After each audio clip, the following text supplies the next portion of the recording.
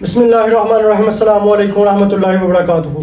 I hope कि आप सब लोग ठीक होंगे। आप देख रहे हैं मेरा YouTube channel bio with sir Habib और मैं हूं आपका बायोलॉजी इंस्ट्रक्टर हबीब अहमद। बच्चे आज जो हम टॉपिक डिस्कस करने जा रहे हैं वो होगा हमारे पास मेथड्स टू असेस बायोडाइवर्सिटी। यानी बच्चे बायोडाइवर्सिटी को आइडेंटिफाई करने के लिए, असेस करने के लिए हम बेसिकली कौन से मैकेनिज्म या कौन से स्टेप्स को इन्वॉल्व करते हैं या कौन से मेथड्स आप इस्तेमाल करते हैं उनको हम डिस्कस करेंगे। तो सबसे पहले बच्चे बात करते हैं हम जो ना अपने टॉपिक नेम कह रहा है मेथड्स टू असेस बायोडाइवर्सिटी। ठीक है, तो कह रहा है बेसिकली हमारे पास बायोडाइवर्सिटी को आइडेंटिफाई करने के लिए डिफरेंट मैकेनिज्म या डिफरेंट मेथड इस्तेमाल होते हैं। ठीक है, सबसे पहले क्या करेंगे methods to assess distribution. First of all बच्चे हम क्या करेंगे, जो बायोडाइवर्सिटी की डिस्ट्रीब्यूशन है उसको आइडेंटिफाई करेंगे। ठीक है, डिस्ट्रीब्यूशन का मतलब क्या होता है बच्चे कि एक जो स्पीशीज होती है या स्पीशीज के जो ऑर्गेनिजम्स होते हैं वो किसी पर्टिकुलर एरिया के अंदर कितनी रिचनेस में प्रेजेंट है, ठीक है, कितनी अबंडेंस में प्रेजेंट है, मतलब लो अमाउंट में प्रेजेंट है या लार्ज अमाउंट में प्रेजेंट है। ठीक है, तो सबसे पहले कह रहे हैं डिस्ट्रीब्यूशन, जो मेथड्स टू असेस डिस्ट्रीब्यूशन में बेसिकली बच्चे 3 टाइप्स के हम मेथड्स को यूज करेंगे। सबसे पहले होगा कोऑर्डिनेट सैंपलिंग, सेकंड में हमारे पास होगा transact sampling and the third होगा एरियल सर्वेज। ठीक है, तो बच्चे सबसे पहले हम डिस्कस करेंगे कोऑर्डिनेट सैंपलिंग को कि कोऑर्डिनेट सैंपलिंग क्या होता है और कोऑर्डिनेट सैंपलिंग के थ्रू हम कैसे मेथड आप कह सकते हैं कैसे बायोडाइवर्सिटी की डिस्ट्रीब्यूशन को आइडेंटिफाई करेंगे। ठीक है, तो सबसे पहले कह रहे हैं अगर हम बात करते हैं कोऑर्डिनेट की, तो कोऑर्डिनेट आप बच्चे बोलते हैं रेक्टेंगुलर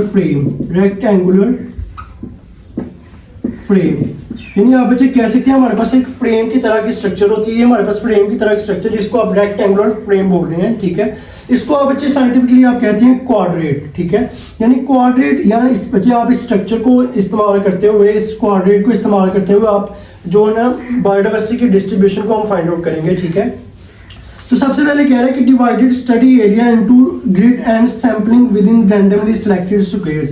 यानी बच्चे कह रहा है हमने हमारे पास क्या है, हमने रेक्टेंगुलर स्केल लिया है, ये हमारे पास रेक्टेंगुलर स्क्वायर है या फ्रेम है। ठीक है, आप कह रहे हैं कि इसको किसी भी पर्टिकुलर एरिया के अंदर जो हमारे पास डिफरेंट स्पीशीज प्रेजेंट है, ना कि हमारे पास ग्रास प्रेजेंट है या डिफरेंट प्लांट्स प्रेजेंट है। ठीक है, कह रहा आप उसके ऊपर जैसे आप उसके ऊपर रखेंगे तो कह रहा है उसके अंदर इस कोऑर्डिनेट के अंदर जितने भी प्लांट्स आ रहे हैं, ठीक है, ये सारे प्लांट्स इस कोऑर्डिनेट के अंदर आ रहे हैं। इसका मतलब क्या है कि इसके थ्रू बच्चे हम जो है ना किसी भी पर्टिकुलर स्पीशीज की क्या कर सकते हैं, बायोडाइवर्सिटी की डिस्ट्रीब्यूशन को फाइंड कर सकते हैं। ठीक है, कि जो हमारे पास स्पीशीज को हम फाइंड करना चाह रहे हैं वो हमारे पास लार्ज क्वांटिटी में प्रेजेंट है या स्मॉल क्वांटिटी में। ठीक है, तो बच्चे ये हमारे पास कोऑर्डिनेट है, कोऑर्डिनेट के थ्रू हम क्या करते हैं किसी भी जो बायोडाइवर्सिटी होती है बायोडाइवर्सिटी की डिस्ट्रीब्यूशन को फाइंड कर सकते हैं। ठीक है, तो सबसे पहले कह रहे हैं इसका रोल क्या होगा, कह रहा है यूजफुल फॉर स्टडिंग पॉपुलेशन और सेसाइल ऑर्गेनिजम्स।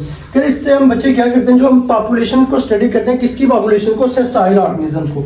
सेसाइल बच्चे आप बोलते हैं जो हरकत नहीं कर सकते। ठीक है, लाइक इसमें प्लांट्स आ सकते हैं। ठीक है, यानी आप कह सकते हैं जब हमने प्लांट्स की डिस्ट्रीब्यूशन को या प्लांट्स की स्पीशीज को स्टडी करना है या बायोडाइवर्सिटी को आइडेंटिफाई करना है उसकी डिस्ट्रीब्यूशन को, तो कहते हैं कि आप क्या करते हैं कोऑर्डिनेट सैंपलिंग को यूज करते हैं। ठीक है, अगर हम बच्चे इसकी एग्जांपल की बात करते हैं तो कह रहा है कि इन फॉरेस्ट, कह रहा है एक फॉरेस्ट के अंदर हमारे पास एक जंगल है, फॉरेस्ट है, कह रहा है रिसर्चर माइट ले आउट कोऑर्डिनेट्स, यानी एक हमारे पास फॉरेस्ट है, फॉरेस्ट के अंदर हम जो है ना बायोडाइवर्सिटी की डिस्ट्रीब्यूशन को फाइंड आउट करना चाह रहे हैं। ठीक है, तो फॉर एग्जांपल कह रहा है ये जो रिसर्चर होगा ये डिफरेंट जो है ना डिफरेंट एरिया के अंदर या डिफरेंट हमारे पास पर्टिकुलर एरिया के अंदर क्या करेगा, ये कोऑर्डिनेट को यूज करेगा। ठीक है, कह रहा है इस कोऑर्डिनेट के अंदर, इस फ्रेम के अंदर जितने भी प्लांट्स आएंगे, ठीक है, मतलब फॉर एग्जांपल इस फ्रेम के अंदर अगर ज्यादा प्लांट्स आ रहे हैं, ज्यादा सेसाइल ऑर्गेनिजम्स आ रहे हैं, तो इट्स मींस कि इसकी जो आप कह सकते हैं बायोडाइवर्सिटी की डिस्ट्रीब्यूशन है वो लार्ज है। ठीक है, अगर इसके अंदर कम प्लांट्स आ रहे हैं, आप कह सकते हैं लो ऑर्गेनिजम्स आ रहे हैं, स्मॉल आप कह सकते हैं थोड़े ऑर्गेनिजम्स आ रहे हैं, तो आप कह सकते हैं इस बायोडाइवर्सिटी की डिस्ट्रीब्यूशन क्या होगी, कम होगी। ठीक है, कहता है fix size and record presence और absence of each plant species within coordinates. कह रहा है ये हमारे पास कोऑर्डिनेट्स है, कोऑर्डिनेट्स के अंदर हम क्या करते हैं प्लांट की स्पीशीज को क्या करते हैं आइडेंटिफाई करते हैं। ठीक है, और क्या करेंगे रिकॉर्ड करेंगे, record the presence of absence of each species. आप कह सकते हैं कि इस कोऑर्डिनेट के अंदर हम बेसिकली ये फाइंड आउट करते हैं कि हमारे पास अगर लार्ज ज्यादा प्लांट्स इसके अंदर आ जाएंगे तो इसका मतलब क्या होगा, डिस्ट्रीब्यूशन जो उस बायोडाइवर्सिटी की डिस्ट्रीब्यूशन है वो ज्यादा है। अगर इस कोऑर्डिनेट के अंदर प्लांट्स कम है तो इसका मतलब क्या है कि उसकी डिस्ट्रीब्यूशन क्या होगी, कम होगी। ठीक है, तो ये बच्चे हमारे पास क्या होता है बेसिकली कोऑर्डिनेट सैंपलिंग होती है कि एक हम कोऑर्डिनेट यानी आप कह सकते हैं रेक्टेंगुलर फ्रेम के थ्रू हम किसी भी आप कह सकते हैं सेसाइल ऑर्गेनिज्म की या प्लांट्स की डिस्ट्रीब्यूशन को फाइंड आउट करते हैं। ठीक है, सेकेंडली हमारे पास जो नेक्स्ट हमारे पास स्टेप है वो होगा ट्रांजैक्ट सैंपलिंग। ट्रांजैक्ट सैंपलिंग क्या होता है, कह रहा लेइंग आउट अ लाइन और स्ट्रिप अक्रॉस स्टडी एरिया। कह रहा जो स्टडी एरिया होता है हमारे पास, बच्चे स्टडी एरिया के दरमियान से हम क्या करेंगे, एक लाइन को ड्रा करेंगे, ठीक है।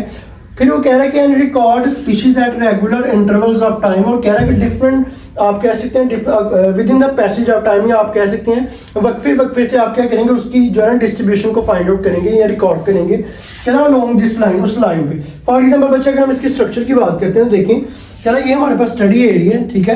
कह रहा इस स्टडी एरिया के दरमियान से हम क्या करेंगे, एक लाइन ड्रा कर दी है, ठीक है। अब इस लाइन के थ्रू हम क्या करते हैं, इस लाइन के साथ साथ क्या करेंगे, हम इस तरह के मेथड्स को यूज करते हुए हम क्या करेंगे, डिस्ट्रीब्यूशन को फाइंड आउट करेंगे, ठीक है।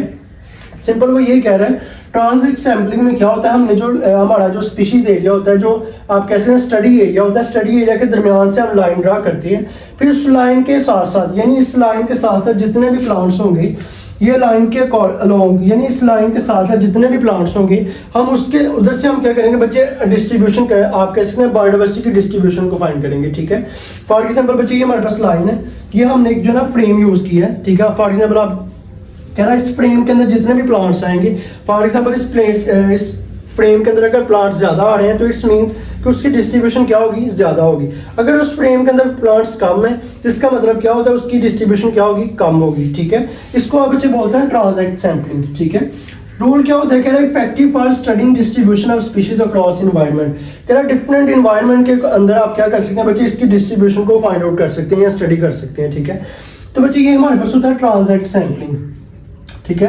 अगर हम बच्चे इसके एग्जांपल की बात करते हैं तो कह रहा है ना कॉस्ट लाइन जोन, कह रहा है कोस्ट लाइन जोन में अगर हम क्या करें, कह रहा है कि एक लाइन ड्रॉ करें, ठीक है।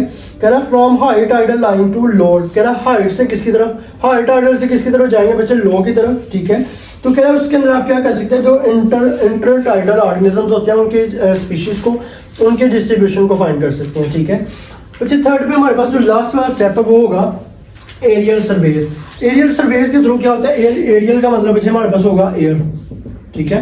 क्या एरियल सर्वेस हम कैसे करते हैं कि हम फॉर एग्जांपल इसके अंदर, इस प्रोसेस के अंदर या इस मेथड के अंदर ड्रोन का इस्तेमाल करेंगे, या आप कह सकते हैं एयरक्राफ्ट यूज करेंगे, ठीक है।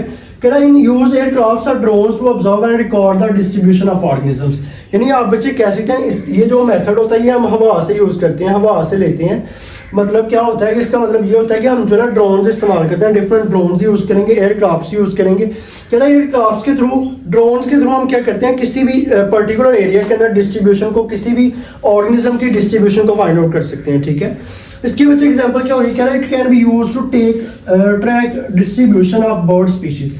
कह रहा फॉर एग्जांपल अगर हमने बर्ड स्पीशीज की डिस्ट्रीब्यूशन को आपने फाइंड आउट करना है तो उसके लिए आप क्या यूज करते हैं, एरियल सर्वेस यूज करेंगे, ठीक है। यानी हवा के अंदर आप जो है ना ड्रोन इस्तेमाल करेंगे, लाइक एयरक्राफ्ट यूज करेंगे, उसके थ्रू आप क्या करते हैं, किसी भी स्पीशीज की या किसी भी बायोडाइवर्सिटी की डिस्ट्रीब्यूशन को फाइंड कर सकते हैं, ठीक है।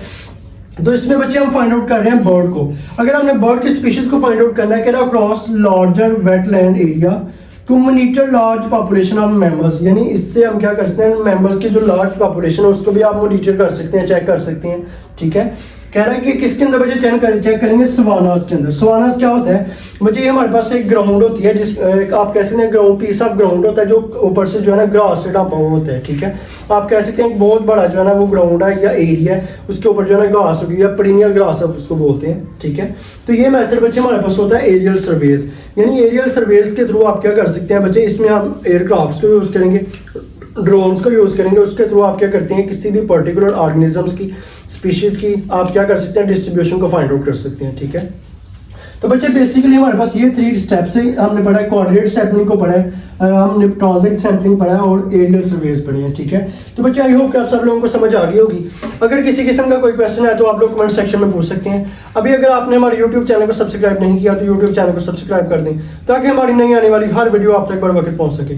तो मिलते हैं अगले लेक्चर में, तब तक के लिए अल्लाह हाफिज।